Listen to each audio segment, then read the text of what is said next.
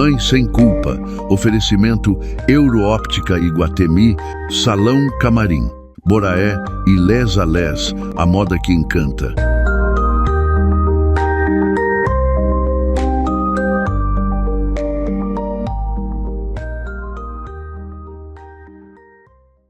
Olá, pessoal! Sejam muito bem-vindos a mais um episódio do Mãe Sem Culpa. Hoje, aqui no programa, vamos falar sobre o tema que é muito importante para os bebês nos primeiros meses de vida. Vamos falar sobre o teste da linguinha, disfunções orais e também a disfagia infantil.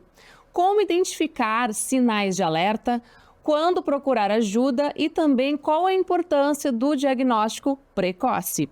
Para esclarecer essas e outras dúvidas, recebo aqui a fonoaudióloga pediátrica, a doutora Priscila Miranda. Pri, seja muito bem-vinda aqui no programa. Obrigada, Dani, pelo convite.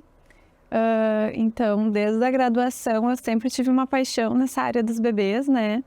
E busquei me especializar nessa área, fiz residência em Santa Maria, em saúde materno-infantil, onde eu pude atuar desde a parte da gestação em grupo de gestantes até a maternidade, a UTI neonatal.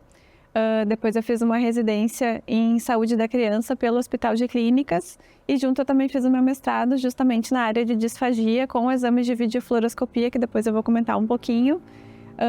E a partir ali da pandemia eu comecei a atender bastante essa demanda de amamentação, né? E hoje eu atuo com a clínica também da Com Amor Acontece, eu tenho também meu próprio consultório e eu também atendo em Montenegro e Novo Hamburgo só essa demanda de bebezinhos até 1 ano de idade com dificuldades de alimentação. Perfeito. Olha aí, seja muito bem-vinda, uma honra receber aqui, né, aqui no programa Mãe Sem Culpa. Então, para a gente começar aqui, eu gostaria então que tu falasse para nós o que é o teste da linguinha e por que ele é tão importante nos primeiros meses de vida do bebê. O teste da linguinha faz parte das triagens neonatais, né? E o objetivo é a gente identificar, olhar, né, essa prega embaixo da língua, ver se ela tem algum encurtamento, se ela tem alguma alteração. A gente chama de anquiloglossia, né, a língua presa, e o objetivo justamente é a gente prevenir qualquer alterações que a criança possa vir a ter, principalmente no início ali com a amamentação, né, às vezes pode ter algum sintoma, mas também a gente quer prevenir alterações em outras funções orofaciais, né, então desde a questão da fala, a própria mastigação e a respiração também. Pri, e quais são os sinais assim mais recorrentes, né, da gente verificar que tem alguma restrição no freio ou no frênulo, né, da língua? Geralmente esses bebês na amamentação vão ter alguns sintomas, então às vezes uma dificuldade de abrir bem a boca, né, ou às vezes a mãe consegue fazer uma boa pega, mas ele vai escorregando. A questão dos estalos também na hora da mamada, né, isso é uma perda de vácuo, é bem frequente. Engasgos também estão relacionados, então são alguns sinais que a criança vai mostrar já na amamentação que essa função da língua está sendo comprometida pela restrição do frênulo, né? E como que a língua presa ela pode, né, interferir na amamentação? Para o bebê poder fazer o movimento de ordenha adequado, né, extrair o leite da mama, a gente espera, né, que essa linguinha ela se movimente mais para frente, se projete, né, o bebê ele faça um canolamento. A ponta da língua é o que mantém a estabilidade e a parte de trás que vai fazer um movimento de sucção e vai extrair o leite da mama por uma diferença de pressão. O bebê que tem o freio alterado, né, que essa linguinha está presa, ele não consegue ter muito essa mobilidade. Então a gente vai ver que justamente por isso que dá os estalos, às vezes é isso o motivo também que o bebê ele reduz um pouquinho a abertura de boca, porque daí ele consegue manter o mínimo de movimento para conseguir extrair o leite da mama. E quando começa a passar um pouquinho assim, o leite babar um pouquinho, é normal? Não, o normal é o bebê conseguir fazer o vedamento adequado e conseguir deglutir esse conteúdo, né? Claro, às vezes pode ser porque essa mãe tem um fluxo mais intenso e o bebê não consegue dar conta, mas a gente precisa estar avaliando essa parte também da função da língua, né? Como é que esse bebê está extraindo e coordenando esses movimentos. Tá, e tudo que a gente encontrar no teste, né, de alguma restrição, ela tem que ser feita alguma intervenção ou não? O teste da linguinha, ele pode dar 3 tipos de resultado, tá? O freio, que seria normal, não teria nenhuma indicação de fazer procedimento, mas igual isso não quer dizer que essa dupla não passe por dificuldades, né? Então, muitas vezes só o manejo da amamentação já resolve. A outra possibilidade do teste é o diagnóstico de duvidoso, né? O que isso quer dizer? Tem alguns aspectos da língua que podem mostrar uma restrição, mas eu não tenho como garantir que aquela dificuldade seja pelo freio. Então, nesses casos, o ideal é a gente, digamos, limpar o caso, que nem a gente comenta, né? Verificar se a criança tem algum torcicolo, alguma restrição, se ela tem alguma disfunção oral que também pode estar atrapalhando essa avaliação. Então, o ideal é a gente reavaliar depois a função, né? Para a gente tirar esse diagnóstico de duvidoso. E os freios que são alterados, realmente a indicação é fazer o procedimento, é fazer a liberação cirúrgica, né? E depois a gente acaba acompanhando, ver como o bebê está se adaptando na função. Mas aí são casos bem extremos, assim, que precisa fazer como é que é feita essa... A gente incisão? chama de frenotomia, né? Então, geralmente eu trabalho bastante com odonto pediatra, que eu acabo indicando. Elas vão fazer essa liberação, vão fazer um corte no frênulo e essa linguinha vai conseguir subir, né? Não leva pontos, costuma ser bem tranquilo se a gente faz com um bebê menorzinho, assim. Então, varia bastante a questão da prevalência, né? Os estudos, eles também não têm... eles não têm uma incidência muito certa, porque depende muito da classificação de qual protocolo utiliza, mas a gente sabe que uma boa parte dessas crianças que têm essa restrição vão precisar fazer frenotomia para conseguir, enfim, mamar melhor, seja no peito ou mesmo na mamadeira, né? Que a gente pode estar tendo algumas dificuldades, o bebê que às vezes engole muito ar, que às vezes não consegue mamar todo o volume porque cansa, tudo isso pode estar relacionado com o freio da língua. De repente, alguns casos, né, que nem tu falou, que tem 3 tipos, né? De repente também, não tá ganhando peso, o nenê tem que investigar daqui a pouco se tá mamando adequadamente, né? E daqui a pouco pode ter alguma coisa a ver com a linguinha, né? Sim, sim. Então é bom a gente estar sempre avaliando e entendendo, inclusive, qual é a relação com esse corpo, né? A boquinha, o quanto que é do freio. Então a gente precisa fazer esses diagnósticos diferenciais também. E o que acontece quando não é identificado, né, precocemente? O que pode acontecer com esse nenê? Às vezes, a mãe ela acaba compensando pelo bebê, né? Então, por exemplo, se é uma mãe que tem um mamilo que é bem elástico ou uma produção que é aumentada, às vezes o bebê ele pode ter a língua presa e não apresentar nenhum sintoma na amamentação, mas é bem frequente depois na introdução alimentar, é uma criança que tem dificuldade de progredir consistências, às vezes tem muito gag, né? Aquele reflexo de ânsia, ou às vezes tem uma seletividade, principalmente com coisas que tem que mastigar um pouco mais, carne, por exemplo, que é mais fibroso. E lá pra frente, depois a gente vê, inclusive, na fala, né? Então, se a criança tem essa restrição do frênulo, pode ter alguma alteração na produção do som, principalmente o som do S, né? Às vezes pode ter o ceceio, ou às vezes o som do R vibrante, né? Que a gente precisa elevar a ponta da língua e vibrar. A criança pode ter alguma dificuldade. Então, isso também pode estar aparecendo em outras funções depois. Pri, existe alguma idade ideal para a gente realizar essa avaliação? O ideal é a gente fazer o teste ainda no período neonatal, então até os 28 dias. O teste da linguinha pode ser aplicado até os 2 anos. A partir dessa faixa etária, a gente tem outros protocolos para poder estar utilizando e avaliando. E a cirurgia, né, o procedimento, eu costumo indicar que para o bebê é um pouco mais tranquilo, porque é mais fácil de estabilizar ele na cadeira, né? É um bebê que possivelmente mama peito, então é mais fácil de conseguir esse consolo. Uma criança maior já tem as suas limitações de fazer no consultório, então às vezes tem que encaminhar para fazer com sedação, a reabilitação, às vezes pensa que quanto mais tempo essa criança está funcionando compensada, às vezes mais tempo até ela se adaptar com a nova função da língua, né? Então o ideal é fazer quando é bem pequenininho. Pois é, aproveitando, né, que no dia 21 de junho foi o Dia Mundial do Teste da Linguinha. Né? Dia 20. Foi dia 20. 20 de junho, então, foi o Dia Mundial. Eu tava até lembrando aqui. Mas ele não é feito na maternidade. Ou ele é feito na maternidade? Essa é uma dúvida que eu tenho. Então, isso é uma coisa bem polêmica, né? A gente tem a lei do teste da linguinha, que é de 2014. E algumas maternidades fazem, né, o teste da linguinha e outras aplicam outros tipos de protocolo. E tem alguns serviços também que acabam indicando de fazer fora, né, depois do hospital. Então, cada hospital tem o seu protocolo, o seu jeito, né, digamos, seu fluxograma de fazer, mas igual o ideal, por enquanto, né, que a lei ainda existe, é a gente fazer o teste da linguinha em até 30 dias. Pois é, agora eu fiquei na dúvida se a minha filha fez ou não fez. Pois é, tem que levar ela para uma avaliação. Tem que levar ela na avaliação aí, com certeza. Uhum. Pri, vamos falar então de disfagia. O que é disfagia? Então, disfagia, ela é um distúrbio de deglutição, né? Um sintoma que é a dificuldade de engolir. É bem prevalente, assim, bem comum em bebês que nasceram prematuros, bebês que têm alguma questão cardíaca, bebês que têm alguma síndrome, alguma malformação craniofacial, mas a gente também pode ter aqueles bebês que não têm nenhuma comorbidade que apresentam essa alteração, esse distúrbio de deglutição. Então, isso precisa ser avaliado. Quais são os principais sinais, então, da disfagia em bebês?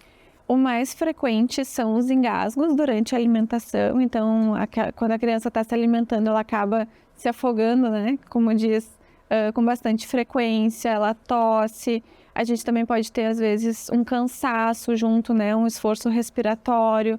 Às vezes é uma criança que fica um pouco pálida.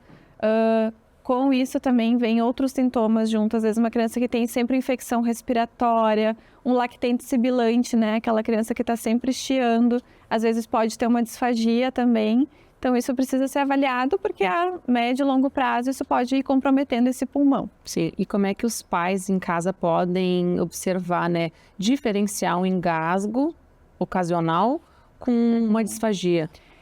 Eu sempre digo que, assim, ocasionalmente a gente sempre engasga, inclusive até tomando mate, né? É bem frequente dar aquele engasgo e a gente tosse. Isso de vez em quando não tem problema, é normal, acontece com todo mundo, inclusive a tosse é o nosso reflexo de proteção, né? Alguma coisa quis ir para o lugar errado e a gente vai proteger.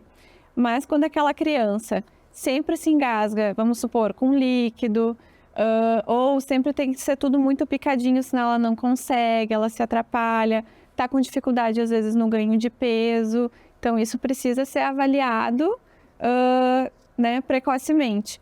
Diferente também do reflexo de gag, né? Que eu vejo que no início, ali da introdução alimentar, os pais têm muita dificuldade, às vezes, de diferenciar um do outro. Então, o reflexo de gag, que é da ânsia, a criança vai botar um alimento muito grande na boca, ela vai fazer o reflexo e o alimento vai sair, ela vai se resolver e vai ficar bem. Já os engasgos, às vezes, a criança não tosse. Então, ela pode engasgar, travar e ela não vai emitir nenhum som. Então, é importante estar atento a essas diferenças. Isso que eu ia te perguntar também. Então, a disfagia, ela pode comprometer o ganho de peso no nenê e no desenvolvimento também? Sim, também. É bem comum um bebê ter disfagia e também, às vezes, ter algum atraso no desenvolvimento, principalmente se a gente for pensar um bebê que, às vezes, teve alguma intercorrência no nascimento, um bebê que foi prematuro. E essa dificuldade no ganho de peso muitas vezes vem do cansaço de mamar, né? Então, às vezes o bebê ele não consegue mamar todo o volume que ele deveria, então ele gasta muito mais calorias, ele faz muito mais esforço. E também é bem frequente a gente ter a associação da disfagia como refluxo, também, que é outra coisa que pode causar uma dificuldade no ganho de peso. E como é que é feita uma avaliação da disfagia? Então, no consultório faz avaliação com a fono, né? Dessa área de disfagia orofaríngea. Eu sempre faço primeiro uma entrevista com a família, né, para entender quando é que começou os sintomas, como é que é a história desse bebê, né, como é que foi as condições de nascimento. Eu sempre também faço uma avaliação funcional da alimentação, então, como a mãe faz em casa, ela leva tudo lá no consultório, né, então, qual é o tipo de mamadeira que usa, se usa mamadeira, qual é o tipo de colher, então a gente faz toda uma avaliação funcional, junto também com a ausculta, né? Então, para ver como essa criança está deglutindo. Em casos muito específicos, às vezes a gente precisa fazer um exame mais objetivo da deglutição, entre eles a videofluoroscopia, que é como se fosse um raio-x em movimento. Então, a gente vai botar um contraste no alimento, a criança vai ingerir e a gente vai conseguir ver direitinho o caminho. Se a criança está deglutindo no tempo certo, se está ficando alguma coisa parada e principalmente se está alguma coisa indo para o lugar errado, que a gente chama de aspiração, né? Quando vai para o pulmão, a criança pode estar aspirando e principalmente tem casos que a criança não necessariamente vai tossir. Às vezes ela está indo para o pulmão e ela não tem esse reflexo. Então, a gente vai vendo por toda a história, né? E por exclusão, às vezes é necessário para a gente ter essa confirmação. E existe algum tratamento? Sim, aí o tratamento faz com a fono, depende muito do que a criança apresenta de dificuldade, né? Então, por exemplo, se eu tenho uma criança que tem dificuldade com líquidos, pode ser que para o líquido espessado, o líquido que é um pouquinho mais grosso, ela não tem essa dificuldade. Então, eu vou fazer toda a reabilitação dela e aos poucos ir trabalhando toda essa parte de sensibilidade, de força, dela ter essa percepção e a partir disso ir reduzindo o espessamento até ela conseguir reabilitar e voltar a ingerir líquidos, né? Então, é uma conversa muito em conjunto com o médico que está acompanhando essa criança, né? Para a gente ter as adaptações que precisa, junto com a reabilitação de fono. Pri, agora vamos falar então de disfunções orais. O que é, né, disfunções orais e por que ela aparece nos primeiros meses de vida do bebê? Disfunções orais são movimentos orais atípicos que o bebê pode fazer para sugar o peito, né? Então, com frequência, às vezes as mães falam que não abre muito bem a boca, ou eu vou tentar ajustar e parece que o lábio é duro, eu sinto que me morde o peito, ou às vezes parece que a língua está lixando, né? São movimentos que a criança faz, que olhando por fora, né? A pega parece adequada, mas a mãe continua tendo esses sintomas, inclusive de desconforto. Às vezes o mamilo sai mais amassado, né? Às vezes pode sair como se fosse com um vinco, ou às vezes o formato de batom. Tudo isso me mostra que o quê? Essa língua não está posicionando da forma adequada e acaba que está comprimindo esse mamilo, né? Na hora da sucção. Que não tem nada a ver com o freio, né? Que está curto. Na verdade, é mais a pega do bebê. Um freio alterado pode levar a uma disfunção oral, mas nem toda disfunção oral é um freio alterado. Entendi. Então, é importante fazer a avaliação justamente para a gente fazer um diagnóstico diferencial.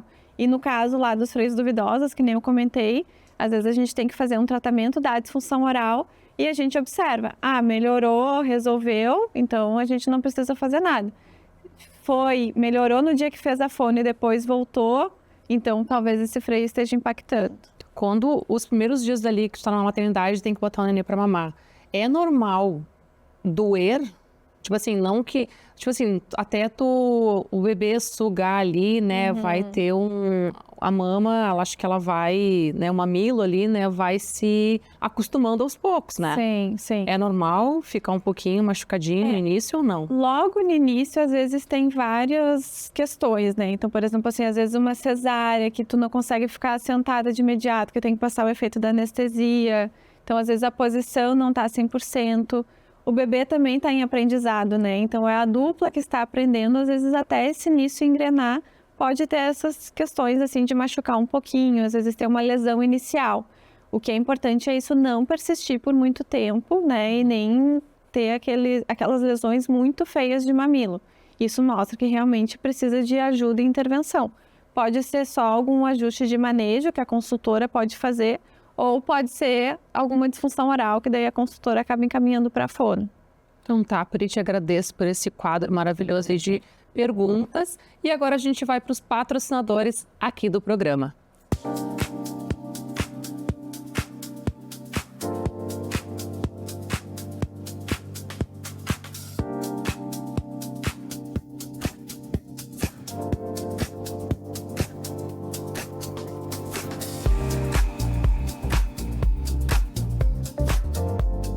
Olá pessoal, estou chegando na loja Les a Les do Shopping Guatemi e a gente vai conferir essa coleção maravilhosa do outono e inverno. Venha comigo!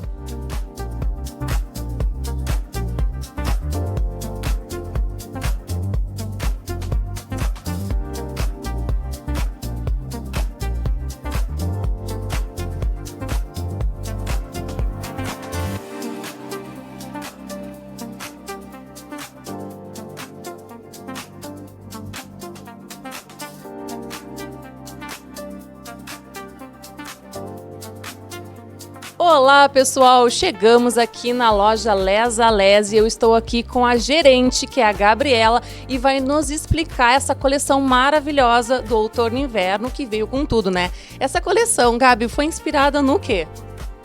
Nossa coleção foi inspirada nas serras de todo o Brasil, trazendo todo esse aconchego que a serra traz, inspirado nos vinhos, nesse ar fresco que precisa de um casaco quentinho, né? Então essa foi a nossa inspiração para a coleção serrana que está chegando em loja, que está sendo um sucesso. Eu já escolhi as minhas peças aqui na Les a Les, então agora eu vou fazer um provador para vocês.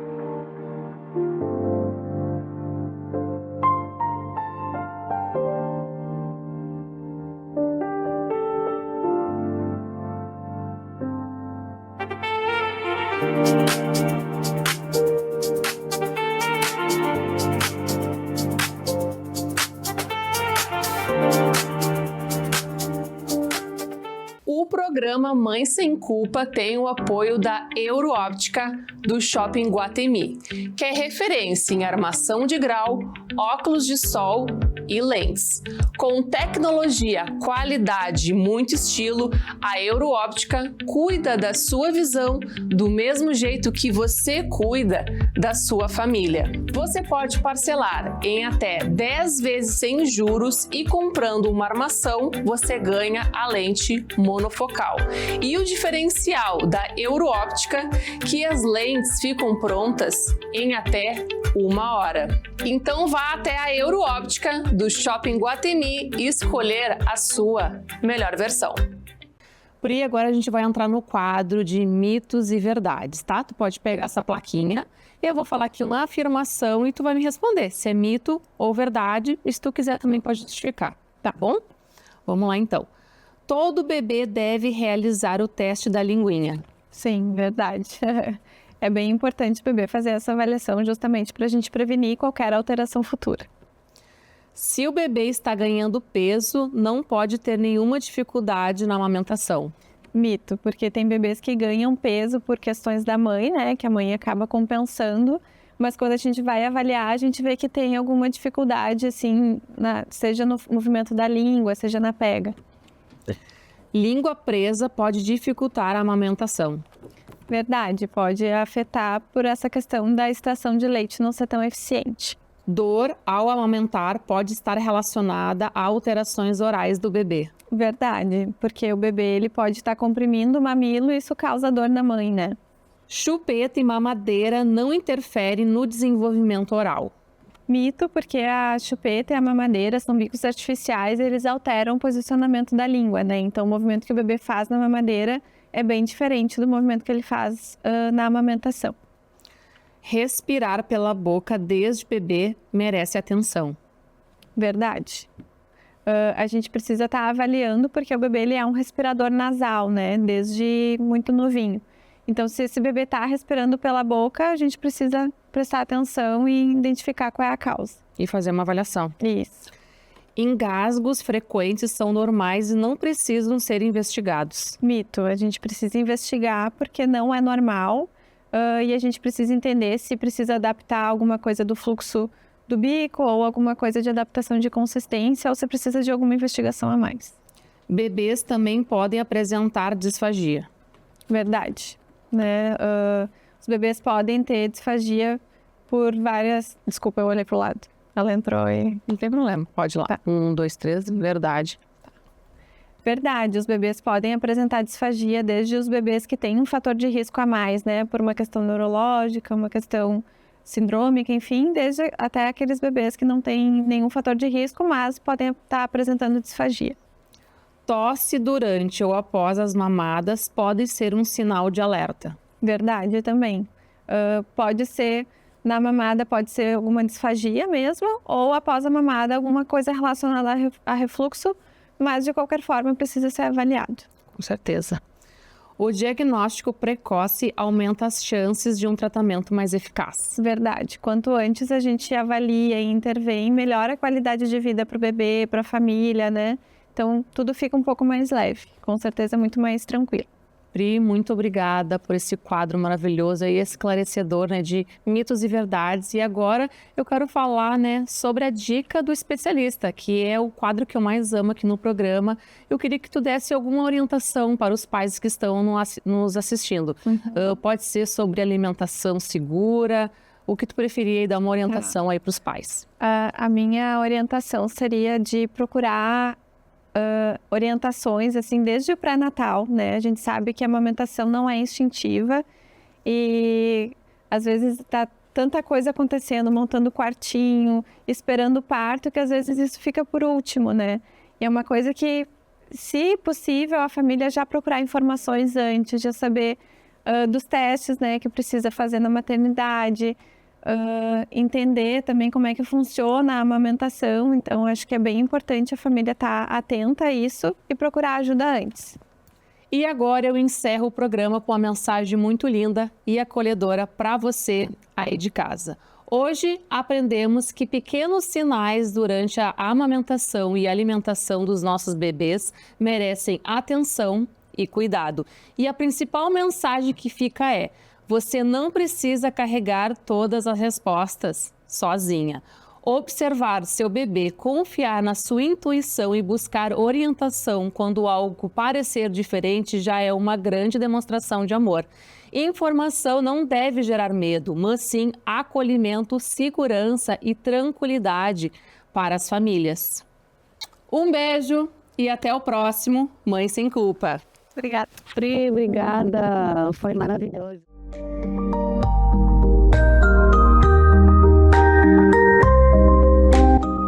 Mãe Sem Culpa. Oferecimento Euroóptica Iguatemi, Salão Camarim, Boraé e Les a Les, a moda que encanta.